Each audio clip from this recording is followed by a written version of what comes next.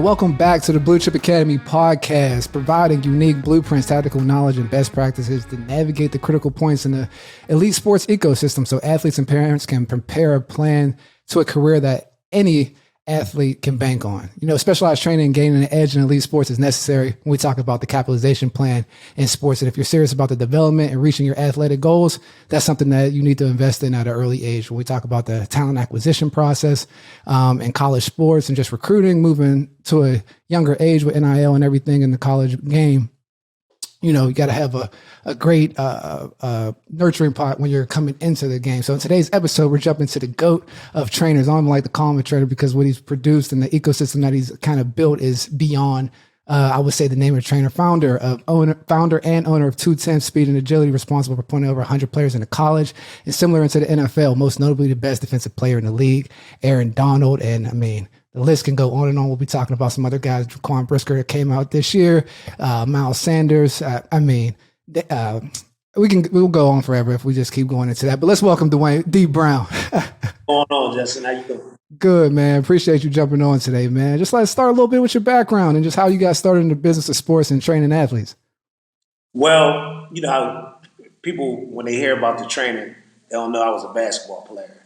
So this basically the sports thing just dates back to my family was real sports orientated. The Browns from Bell Super, Browns and the Wades. Played, like everybody else, baseball, basketball, football coming up. And I just took a liking to it. You know, I was one of those guys where when I got hooked on the hoops, I was at it almost every day. You know, I go play with my friends, but before I would go play with my friends, I was down the park shooting hundreds of jump shots, working on the handle. So before they got out there, right up McKinley Park, before they got out there, I was already warm. So, and then, into the training business, it was more or less one of the things where I played college basketball, got my degree. You know, I got in with the Pittsburgh Public Schools, working in student affairs. And, you start playing these 30 and under leagues. And I'm thinking, is that all I really want to do? Is just play these 30 and under leagues and that's that? And I started looking around and I started looking at the athletes in the city. And when they would go to the camps, I would go to the Pitt camp, Robert Morris. I started seeing, what your dad was doing out Gateway. And a lot of the kids was looking like Fat Albert in the game. You know, Fat look, and then they didn't know how to run. They didn't know how to attack the drills correctly. And I was always friends with Mike Booth because he worked in Pittsburgh Public Schools too. So me and him coincide and talk. And I just took $3,000 of my savings. I ended up getting a Nissan Frontier and buying some ladders, cones, sleds, hurdles, right down Warrington Rec. 6 kids showed up. And your cousin Marcellus Garner was one of the, guys that showed up. Will Clark was there, John Wetzel. Wow. I'm forgetting the kid from Penn Hills. It's on my mind. I can't. Andre Freeman. Okay, Freeman. Yeah. You've been dealing with a lot of players, man. So the Rolodex is long. Yeah. You got to understand, like you've seen it all. Yeah. Other cousin was riding a bike with a weight vest on. Vanessa Gardner. You know what I mean? Yep. That time. It was that time.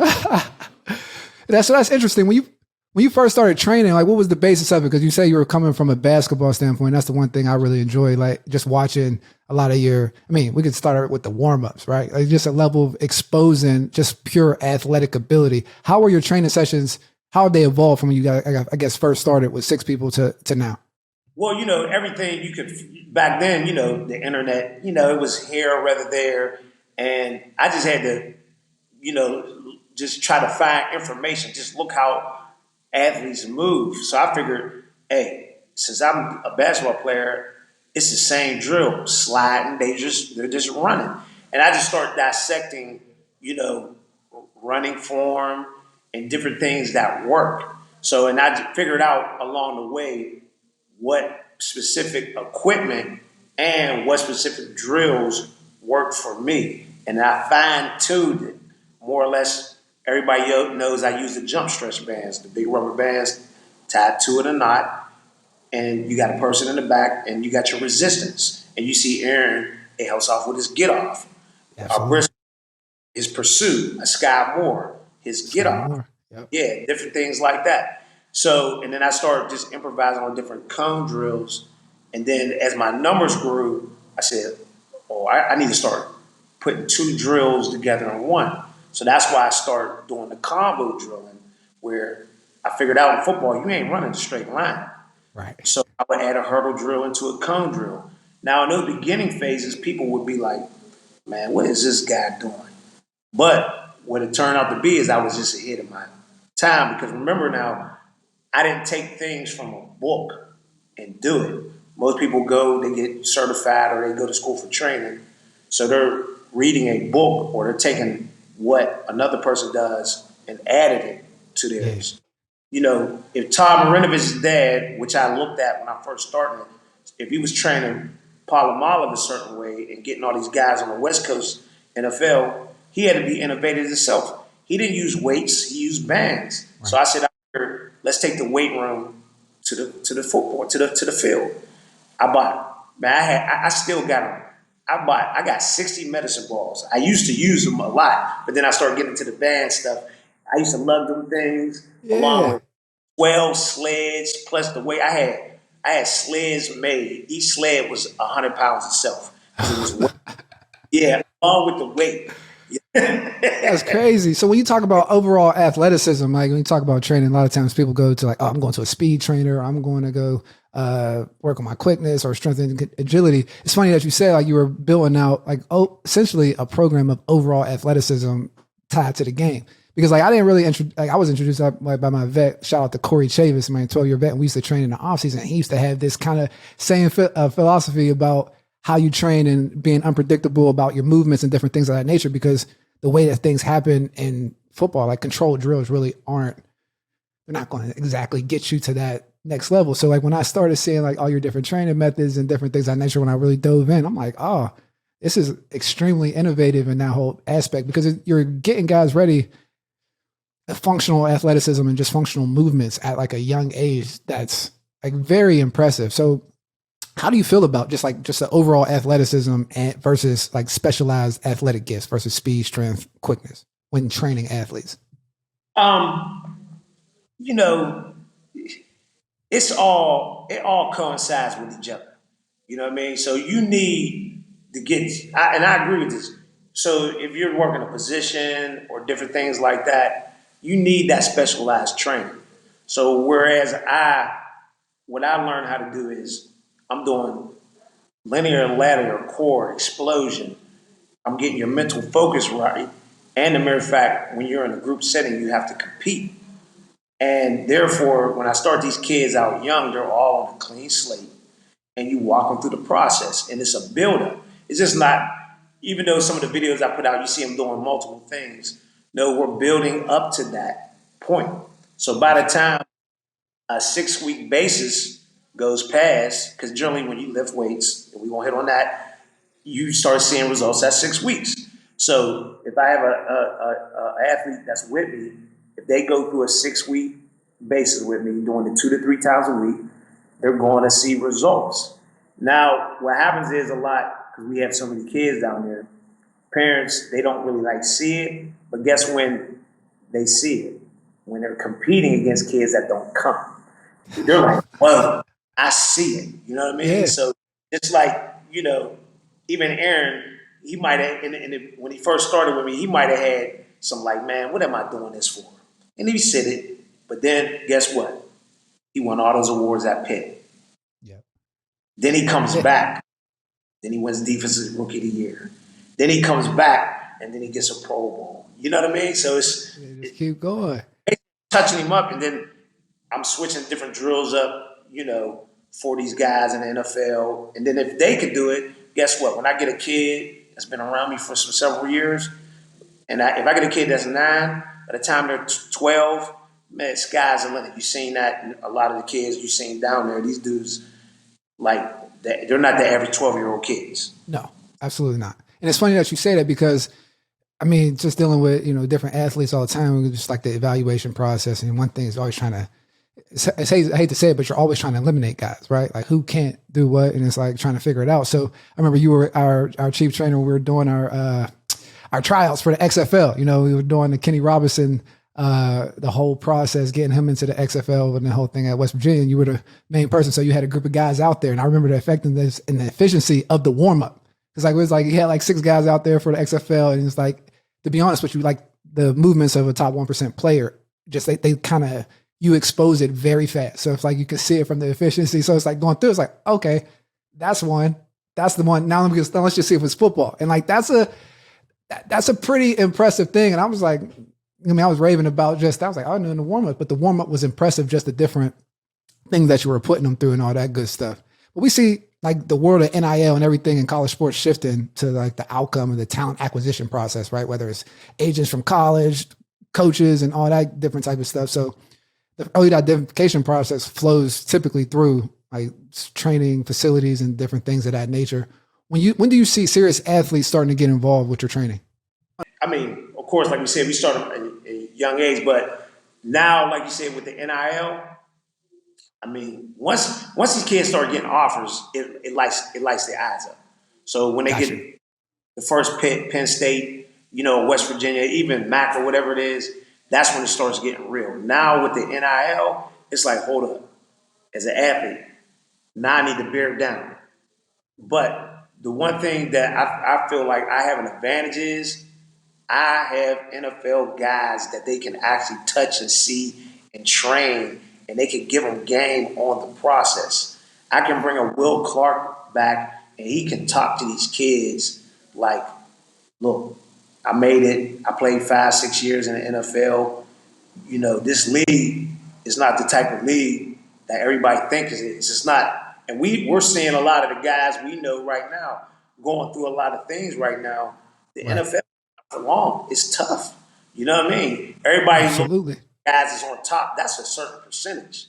That's a percentage that makes it. And even if you got guys that's starting off flaming off good, and I go back to this, a lot of players get caught up in the lifestyle and stuff. So that's true. The NFL guys can give these kids coming up a lot of game on what to expect, what to see.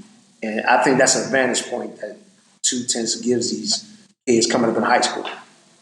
100%. It's a whole different, it feels like a whole different gap in the ecosystem, right? Like you got training that's in the sports ecosystem, but I always reminded like your situation or your gym, which reminds me of like a gladiator hub type spot, right? Where it's like iron sharper iron, like, the cream going to rise to the top. To that point that you're saying, when you get to elite athletes, there's a level of competition within the environment that you're creating, right? And like being able to touch those NFL players and like to understand the other side. We talk about that dual lane thing, how to operate off the field, how to operate on the field. But the thing that I always loved about your piece was like, there's a type of player, right? I remember going to the Mount Lebanon game last year, and there was the guy who had a crazy game, Eli, from Mount Lebo. And, I was just getting the evals from people were talking to me about him. And I was like, the stamp was like, yeah, everybody's like, go down D Brown. And I started coming down there and everybody was like, oh yeah, he's that dude. And you started seeing like, oh, if you come out of here, there's a different stamp when you're coming out of like 2 like, especially from the personality standpoint in which you're kind of the environment that you're creating. So like, that's something that's very unique and I definitely appreciate. That goes back to this. It's basically this. When you go to the hoop court, everybody knew at 7:00, the grown men was coming on. So if you was a guy and you was like, we had a group of guys, we was all hungry. So they was like, we're not with it. You're not kicking. Yeah. And if you lost, you had to wait. You know what I mean? Even the grown men. So and that's what. And there's parents and there's some players when they come down there, they don't want to be in that atmosphere. But it's not reality. You know what I'm saying? It's just not.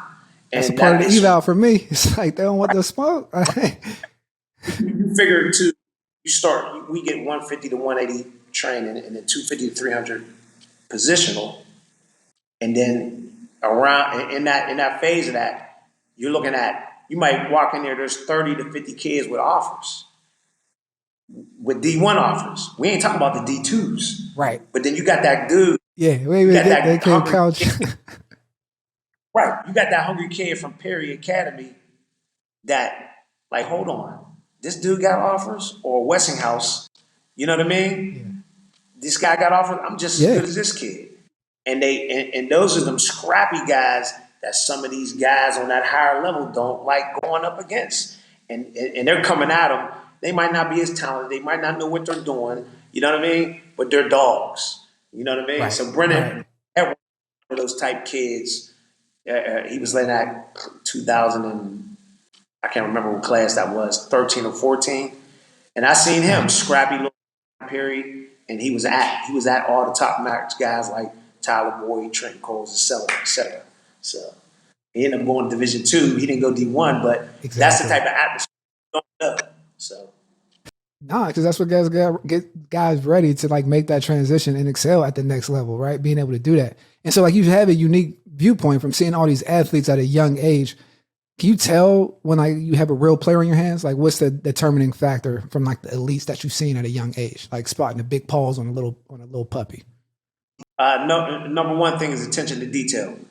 I look at certain kids is how fast they can pick it up, how fast they can process it, because how it is when you in college, high school, college, NFL, you got to be able to pay attention, take that information, process it, do it. There's a lot of guys, and you probably seen it in the NFL, better athletes, but they couldn't regurgitate that information, process it, and do it. I.e., one of the kids is Lamont Payne. He can do that. One thing I noticed about Lamar, he don't make the same mistake. Not to talk about him, but he doesn't make the same mistake Yeah. twice. You see what I'm saying? He might get Yes. beat. He takes the information, processes it, and he does it. Those are the type of players that you can see. Chris Black, you met him, 12, 13 Yep. years old. He's staring right Just through different. you. Yeah, Yeah, just just different. different. And then, like you said, like everything is exactly what you said to the T. How is Yep, and like correcting something is like on the fly. That's real. And like when you say that, would you say that's the same common denominator for like the elites? I mean, because you've seen it from Aaron Donald from that standpoint all the way up. Like you deal with Najee Harris in the NFL. You deal with college guys that come back. So just from that standpoint, is that a consistent theme? Right, yeah, it is very consistent because those dudes, they are perfectionists. They want everything to a crisp. If you tell one of them don't go past an inch past that line, guess what? That's what they'll do. Everything is to perfection, and when they mess up, they go back and redo it again. I'm not. You wouldn't even know how many NFL guys they just try to. Sometimes when they train with me, they just try to get through the drill, and then you got to get standing there like, bro, you got to go back, and then Yeah, they're looking. And what you gonna say to him? right, right. Nothing. Yeah, Nothing. like that. But that's the That's culture what he I'm saying. created. Right, Yeah. right, right. Nah, and that's the one thing I definitely appreciate because like in that culture, there's a level of understanding where you fit. Because I'll say, you deal with trainers all the time, and I really appreciate your. I mean, just so everybody knows, he's not snitching on players, but like D Brown gives honest evals on players, right? Like when you deal with players, like when the eval comes through, like he's not the trainer that's just like, oh, he trains with me, he's the best. Like that's not really what it is. He's gonna give you the eval in a very matter of fact way, and I've always appreciated that, man, because it's like, hey, this is it. And like, you're probably one of the best evaluators I deal with. And I think it does come from like that aspect of the pure basis of athleticism and understanding the movement and also being a top performance coach. But how do you manage like the expectations having so much success from parents coming to think like, yo, if they go to D Brown, they're just going to get offers? Like, how do you manage that? So it's all about, like you just said, you hit the key word. Just be honest. That's why I'll never tell a parent their kid's Division I or Power Five. I'm like, your kid's a scholarship kid. Now, when those offers start rolling in, I don't got to say nothing. You know what I mean? And the thing is, you know, it's like this. When you train and you come down there, you're going to get what you deserve because that means you work for it. You get what I'm Right. saying? It's nobody's 100%. handing you anything. The platform's there. You follow the blueprint. That's why I hashtag 2 tenths the blueprint. Follow it. You get the most out of your ability, and then you go and you get the scholarship or whatever school that wants you, and you take that and you go play, and everybody's not going to go to the league, and you conduct yourself and make yourself a good citizen in society. That's the main thing when I first started this. It wasn't not about guys going to the NFL. It was about just getting these kids full, and that's the basis of it. And that's how it is genuinely. People always ask me, why sometimes you help kids you don't even know. Because I see what they can do. I see their ability, and then what happens is if I can help them and I can, they could start coming to 2 tenths to start achieving their goals. Hey, one thing, I'm going to say this, Mr. Garner's dad, he told me one day, not to change something, he said, hey, when I go to heaven, I don't want to be bald head. I want to have crowns on my head. So that's how I look at it. I'm helping these kids, achieve something that they want to achieve. And I'm doing it genuinely.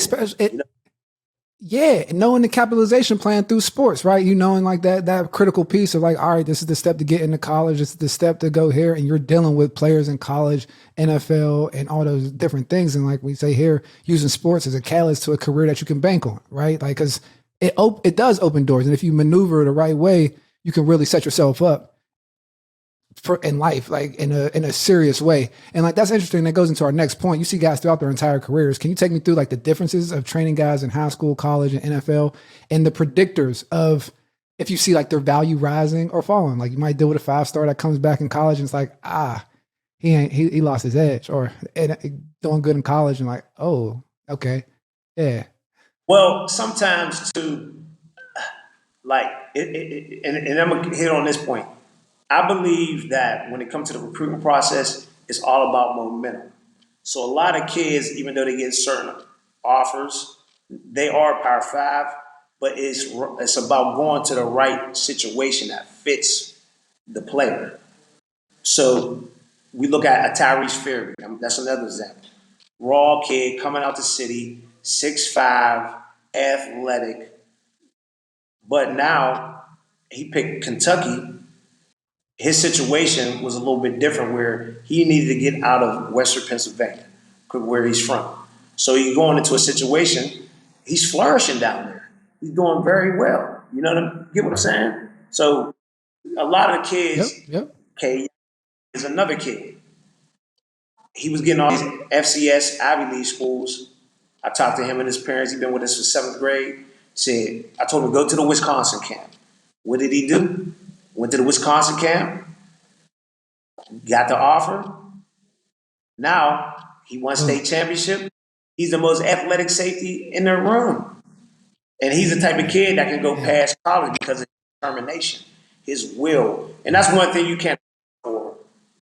There's a lot of athletes out there, they might not be as athletic, but they fit everything that the college wants. And then you're like, well, how did this dude end up going to a Yale, Rodney Thomas? He was a late bloomer. Then now he's in the NFL because he fits every criteria what the NFL wants. High character. He works hard. He's athletic enough. He listens. He's going to come on time. And those are different variables, that's the difference between people staying and coming in the league. They don't get in trouble off the field.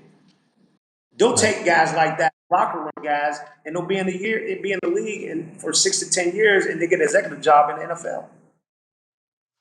Because people don't understand that the coaches, like their level of, they're not trying to sacrifice their job for you being a knucklehead. So that's a major part of the evaluation. It's like, yeah, you're on the field, but like, how's this person operating? Can I trust him to do what he's going to do? Because I got to feed my kids based on what this guy's going to do, right? So like to that point, even that identity, what you're saying, because I came onto your podcast last year and the group of guys that you had on, or you had the kid that went to Kentucky, the Ben Traver kid that you're talking about that went to Wisconsin.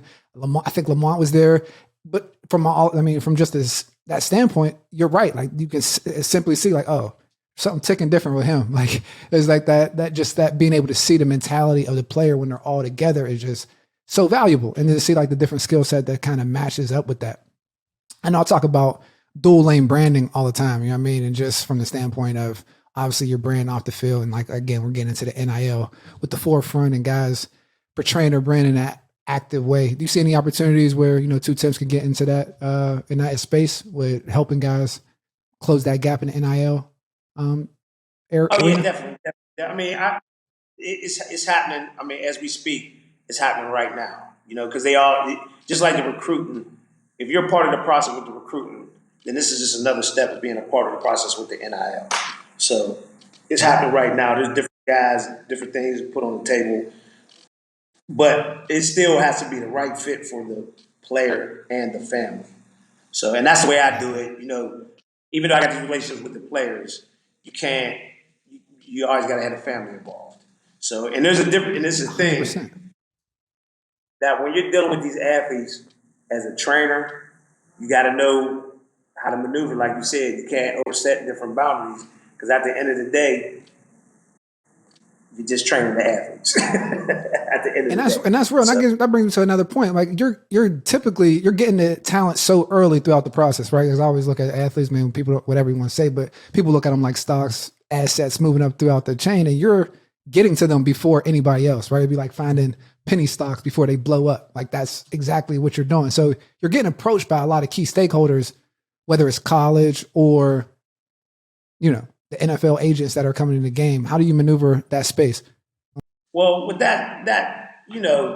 when it comes to those agents and stuff like that, I bear the athletes I'm dealing with. I bear them away from them. You know what I mean? Because that's not. They can get to that level in college. Now, if there's a certain situation where when the athlete's coming out, out of college and it's their time, if they ask me, there's different directions that I can point them. But I kind of stay out that lane just because I'm dealing with so many different kids on the lower level, and every situation is different.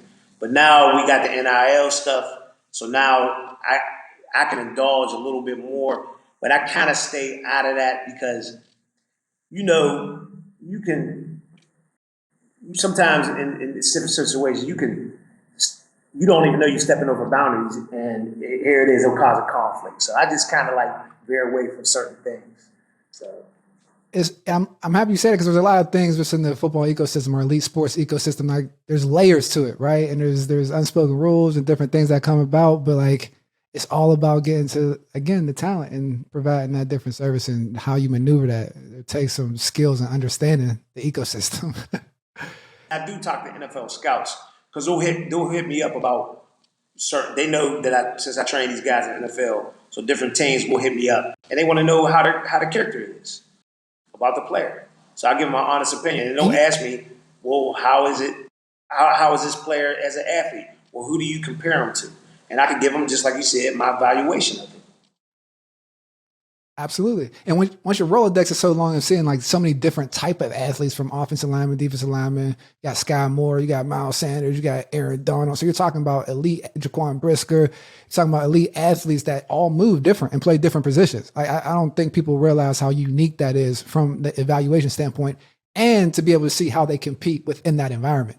Because people want to say what it is. NFL is it's a violent institution. Like to survive and do everything that you got to do in there, there's a certain build that you have to have.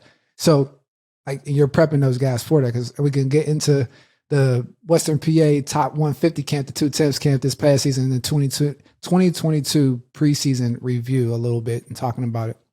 But you had like some crazy prospects at your camp, the top 150. You want to talk about a little bit of the guys that you had on hand?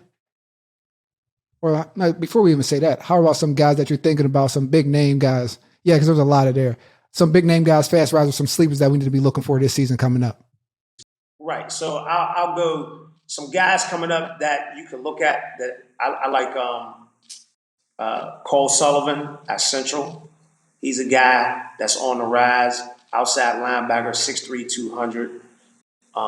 There's another kid over at Central, Gompers.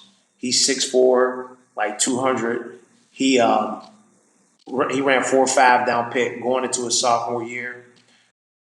There's a kid, Laurel Highlands, Antoine Black Jr., 6'1", 6'2" corner.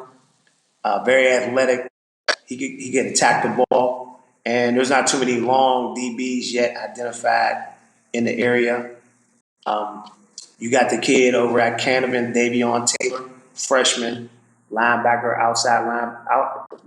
inside linebacker, outside linebacker, DN type, about 6'1", 210. He's going to be a good guy. Josiah Edmonds Collins Right. at West House, 6'2", 6'2", 210, outside linebacker, DN.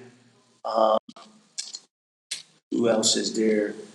I like the guys that I'm naming guys that people know about but don't know about before they hit the scene. So any recruiting coordinators that are listening to this, man, you need to write down all the names that he said, because it's like that's the list that you need to start getting to. And then the kid, I went to one of the camps and the kid blew up since then. I was at I think it was the Evolve tryout. The kid from Imani who's blowing up, the linebacker, Burnett.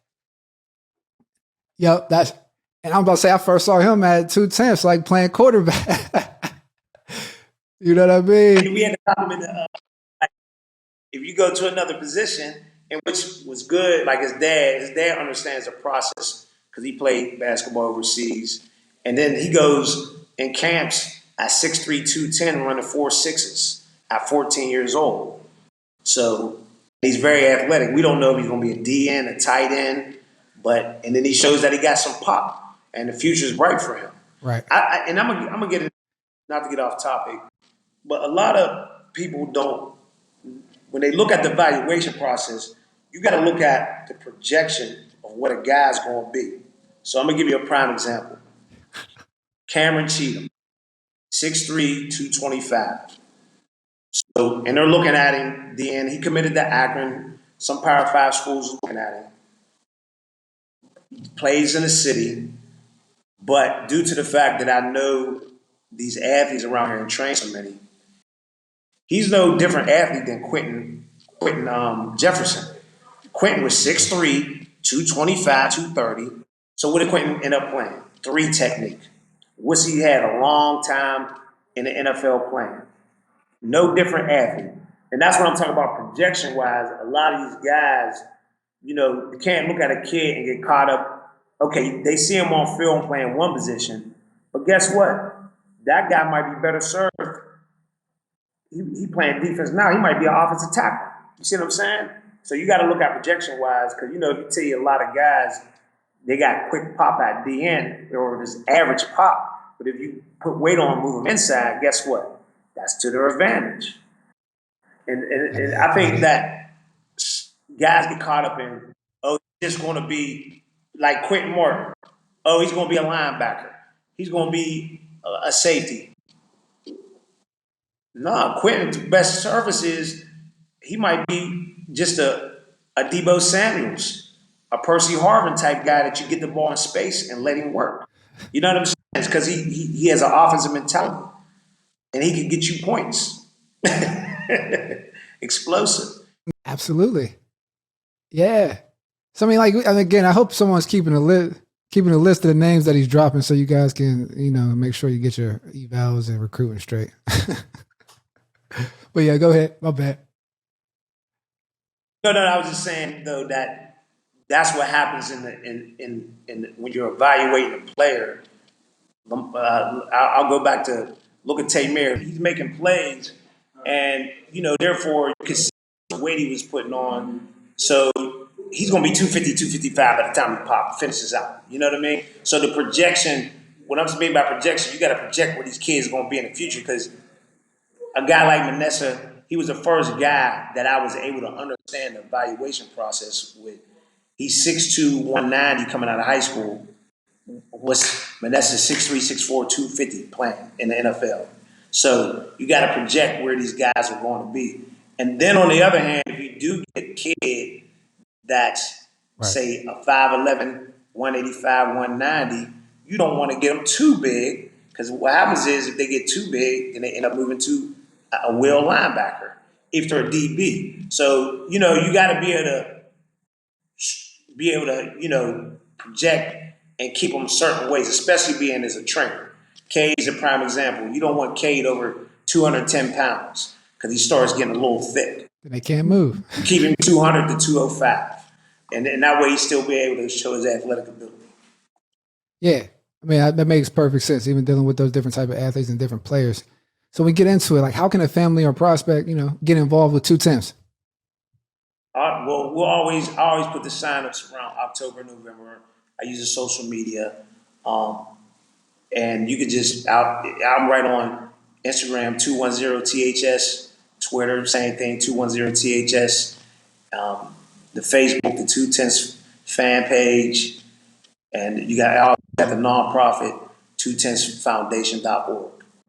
That's awesome, man. Just another resource in the ecosystem, man. We just love that D Brown was able to share a lot of knowledge in this on this podcast. I had little technical difficulties, but man, just understanding what he said, like get into the specialized training aspect at an early age, and just understanding the competition aspect, right? Going through this whole process of competition from the beginning, and just the different aspects of when you're training on your specific sport, whether it's volleyball, track and field, and football, what we're talking about. So thank you again. Links are in the bio. You guys get in touch with 2Temps Speed and Agility if you're really trying to get right into this football thing and have a chance to compete against the best players around the Western PA area and nationally. We have opportunities for any free consults and recruiting and player development. You give me a call, and I have the links at the bottom to set up a consult. And we have the recruiting and football biz masterclass taking through all the critical points through the football ecosystem. And that is how we're going to end this process.